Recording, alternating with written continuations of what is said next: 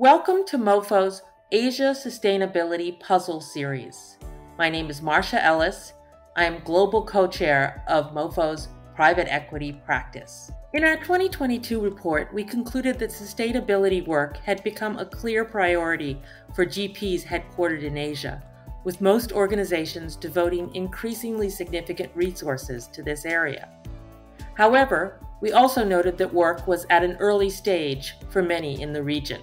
1 year later, we discovered that most Asia-headquartered GPs have some of the pieces of the sustainability puzzle in place, but few have completed the entire puzzle just yet. In this podcast, Shireen Tang, managing partner of the MoFo Singapore office, and I will briefly highlight the key findings of our 2023 report. One notable takeaway is that while GPs are making some progress, there are indications that funds are taking a pause on sustainability efforts. Our data shows that Asia-based GPs are dedicating additional resources to sustainability efforts. 43% of our respondents have both an ESG committee and an ESG specialist, up from 8% in 2022. And 48% say that their ESG committee is solely dedicated to ESG matters, which is up from 39% a year ago. However, GPs remain reluctant to include sustainability performance metrics in remuneration structures. 83% of our respondents had not linked investment team compensation to ESG goals or targets. Also, the responses show that work on sustainability policies and implementation has slowed from last year. 90% of our respondents have made no recent changes to their ESG policies and have not done further work on the implementation of any policies that they may have had. Some of this is due to the concerns raised by their own principals or investment professionals, or by their limited partners.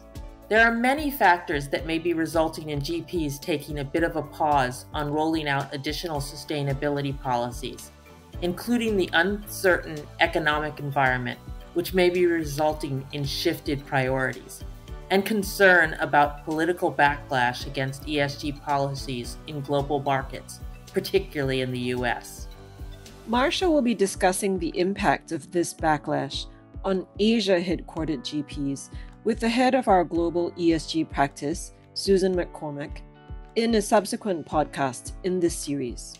Another key finding is that there seems to be a growing consensus that a focus on sustainability can drive an increase in value and returns. Respondents in our survey recognize the potential for strong and improving sustainability performance to drive value and returns. 91% of our respondents have invested in a company with a negative or neutral ESG credentials, expecting to increase its valuation by improving these metrics.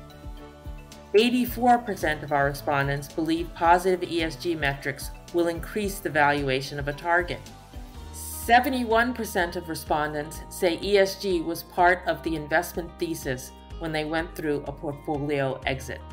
There is growing evidence that improvements in sustainability metrics can drive higher valuations when GPs dispose of portfolio companies.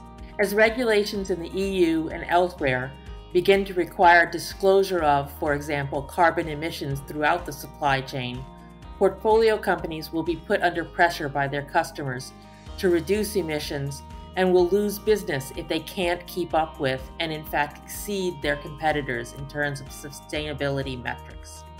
One specific area we asked respondents about this year is diversity, equity, and inclusion. 73% of respondents have identified clear and measurable DE&I goals, and 58% of them have conducted internal training on DE&I for management and staff, and or communicated the importance of DE&I internally and externally. 39% of respondents do consider DE&I issues during the due diligence phase when evaluating a deal. While some large Asia-headquartered GPs have started to make progress in having women investment professionals on their teams, And most Pan-Asian GPs have ethnic diversity in that, for example, their India investment team will be made up of Indians and their China investment team will be made up of Chinese. Ethnic diversity within teams may be hard to achieve, given the business requirements of language capabilities in order to negotiate deals.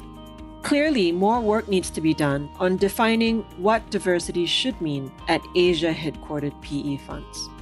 Another specific area that we asked our respondents about this year is responsible technology. While 80% of respondents say they have adopted or make it a requirement to adopt responsible tech at portfolio companies, a full 20% either do not take this action or are unfamiliar with the concept. 50% of our respondents mentioned that there are competing priorities for tech innovation over responsibility and social considerations at their firms. Data privacy and cybersecurity are the top concerns among respondents, while AI ranks last, despite the power and complexity that this innovation presents. It seems that many of our respondents simply equate responsible technology with data privacy and cybersecurity, without considering the wider definition of responsible technology. That is, designing, developing, and using technology in such a way that everyone benefits. We also thought it was notable that our respondents ranked AI last among their concerns. Our partners, Loka Morel, Gordon Milner, and Rongjing Zhao, will discuss responsible tech in a subsequent podcast in this series. Our partners Gordon Milner and Steve Tron will discuss how AI can be used by GPs and their portfolio companies in yet another podcast in this series. Another specific area that we asked our respondents about this year is carbon emission reductions and decarbonization. Respondents are taking action to improve performance in this regard.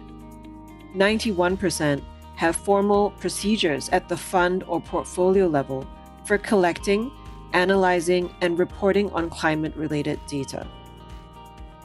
Monitoring evolving reporting standards and guidelines was the most frequent action that respondents are taking to comply with the increasing and evolving reporting requirements.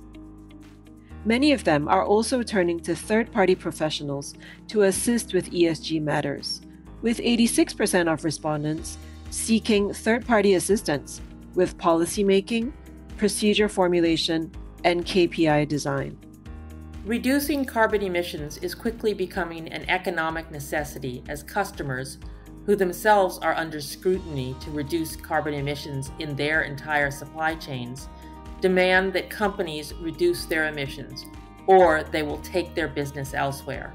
In a subsequent podcast in this series, Susan McCormack, the head of our global ESG practice, and our partner Par Lindberg will discuss the use of carbon credits to offset emissions and the upcoming disruption in the carbon credit market. Thanks very much for listening to our Key Findings podcast. We hope that you will listen to subsequent podcasts in this series and read our full report. If you have comments or questions, please contact us at esg@mofo.com.